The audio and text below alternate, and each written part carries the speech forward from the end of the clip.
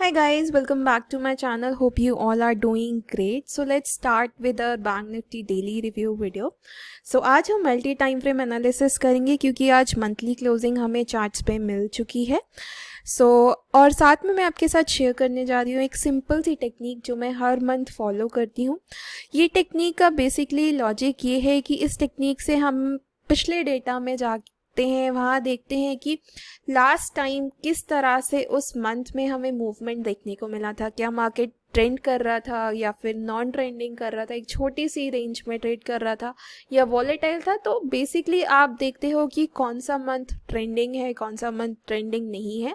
सो उस हिसाब से आप अपनी जो ट्रेडिंग स्ट्रैटेजीज हैं आप एडजस्ट कर सकते हो. ओके, सो ये टेक्निक आप स्टॉक्स में भी फॉलो कर सकते हो, सभी जगह ये काम करेगी, उतनी ही इफेक्टिव है.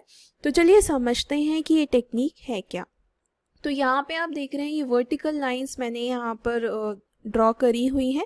ये करीब पिछले 10 साल का मैंने यहाँ पे डेटा लिया है, 2009 अक्टूबर 2009 तक. तो यहाँ पे आप ये वर्टिकल लाइंस देख रहे हैं, ये सारी अक्टूबर की है. ये जो अक्टूबर मंथ है उसको मैंने यहाँ पे वर्टिकल लाइन से मार्क किया हुआ है. तो आप अगर यहाँ पे ध्यान देंगे तो अक्टूबर जो मंथ है, यहाँ पे जो भी कैंडल्स आप देख रहे हैं एक बहुत छोटी रेंज की कैंडल्स हैं, दोजी जैसी कैंडल्स हैं, नॉन ट्रेंडिंग मंथ आप यहाँ पे देख रहे हैं. तो आप यहाँ पे देख सकते हैं ये अक्टूबर 19 में एक तरह की दोजी कैंडल यहाँ पे बनी थी.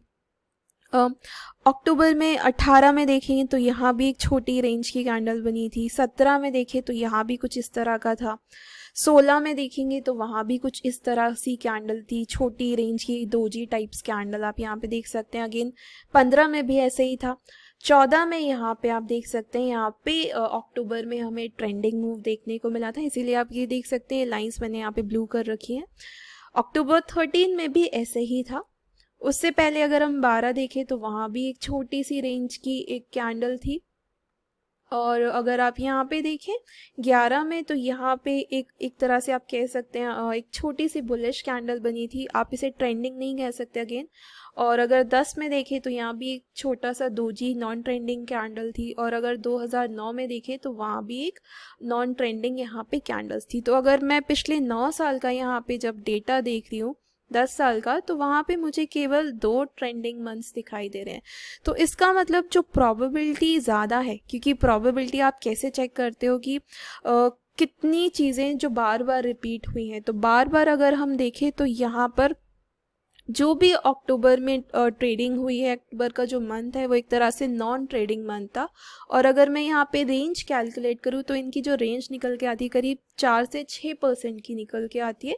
और जहाँ पर इसने ट्रेंड किया है वो करीब आप जो देख सकते हैं यहाँ पे 2 मंथ जो ट्रेंड किया है तो करीब 10 से 11% का मूव देखने को मिला. और जहाँ पे ये ट्रेंड नहीं किया है वहाँ पे रेंज वेरी होती है 4 से 6% की. ओके, तो प्रोबेबिलिटी ज़्यादा है अगर मैं पिछले डेटा के बेसिस पे देखूं कि यहाँ पे अक्टूबर मंथ को ट्रेड करना आसान नहीं होगा, स्पेशली अगर आप ट्रेंड ट्रेडर हैं तो. ओके, अब यहाँ पे ये सिंपल सी टेक्निक आप फॉलो कर सकते हैं और आप स्टॉक्स पे भी फॉलो कीजिए. और आपका किस तरह के आपको रिजल्ट मिलते हैं, आपके लिए कितनी यूज़फुल होती है नहीं होती है, इसको आप बैक टेस्ट भी कर सकते हैं.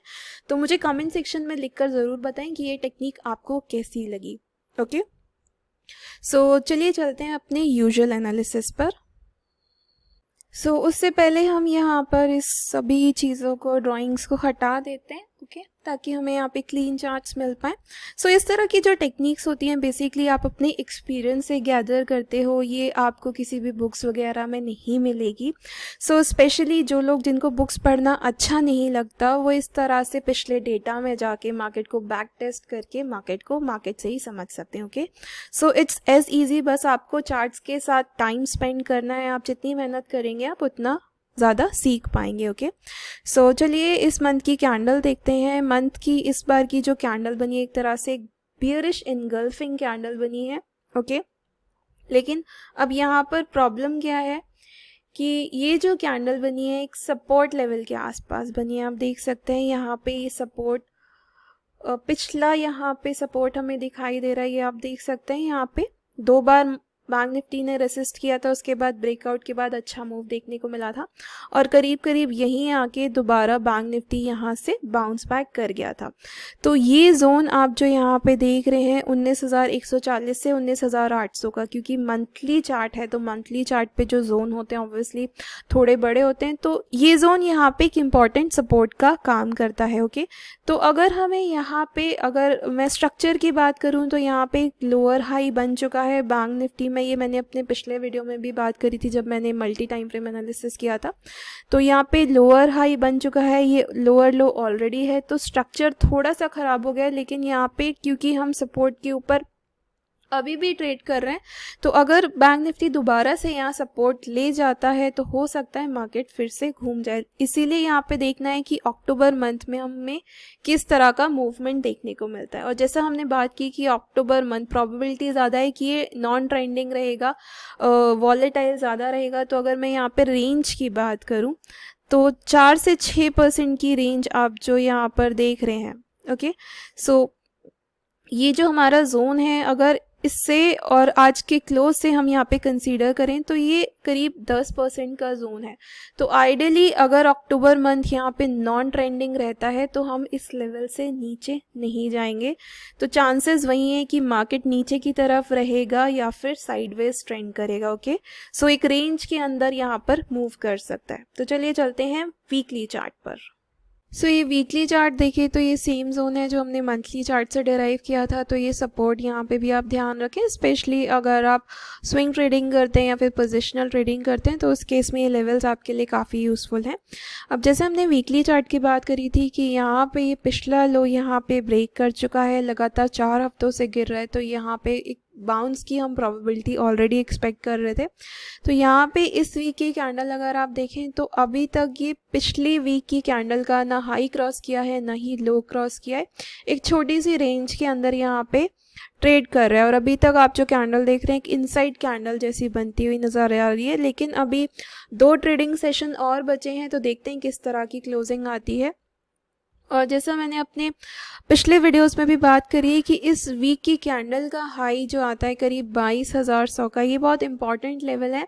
अगर ये लेवल यहाँ पे निकलता है इस वीक में, अगर इसके ऊपर क्लोजिंग आती है तभी हम यहाँ पे ऊपर एक ट्रेंडिंग मूव देख पाएंगे। अगर इसके ऊपर नहीं जा पाता है तो या तो ये नीचे की तरफ जाएगा या फिर साइडवेज ट्रेड करेगा। ओके, तो अगेन यहाँ पे आपको जो मंथली और वीकली चार्ट से जो व्यू मिलता है वो नीचे की तरफ या फिर साइडवेज का मिलता है। ओके, सो ये लेवल 22,100 के आप ध्यान में ज़रूर रखें। ये लेवल्स आपके स्पॉट लेवल्स हैं, आप फ्यूचर में एडजस्ट कर सकते हैं। ओके,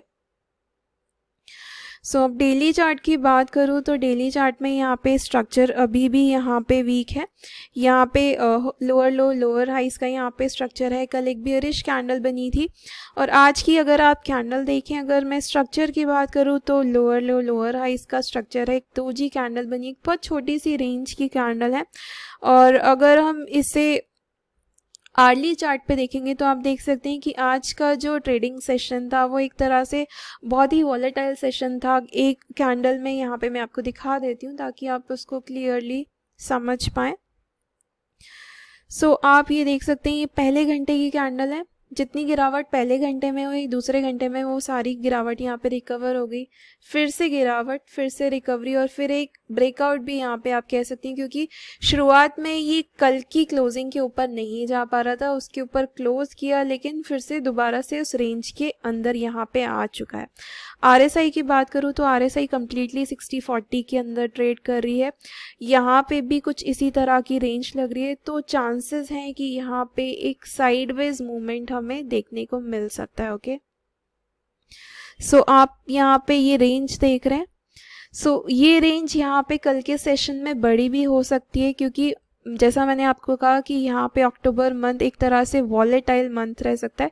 तो ऊपर की तरफ आप देख रहे हैं 22,100 एक इम्पॉर्टेंट रेसिस्टेंस का काम करेगा। अगर ये रेंज टूटती भी है तो नेक्स्ट लेवल आपके 22,100 के आते हैं, और अगर नीचे की रेंज तोड़ता है तो नीचे जो आपको सपोर्ट मिलते हैं करीब 20,970 के आसपास मिलते हैं। तो ये लेवल हमने कल के वीडियो में बात करी थी, ये लेवल बेसिकली हैमर कैंडल का सपोर्ट है, एक गैप सपोर्ट भी है। ओके, सो ये लेवल भी हम यहाँ पे मार्क कर देते हैं। Let's change the colour also.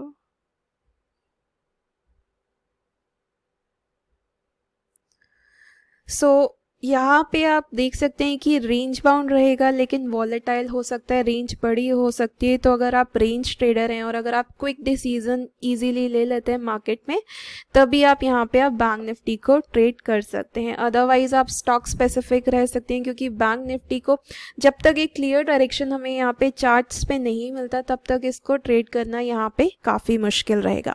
So I hope ये वीडियो आपको इन्फॉर्मेटिव लगा हो। अगर आपकी कोई भी क्वेश्चंस हैं, क्वेरीज हैं, तो आप कमेंट सेक्शन में लिखकर मुझसे पूछ सकते हैं। मैं आपसे फिर मिलूंगी नेक्स्ट वीडियो में। Till then bye bye, have a happy learning.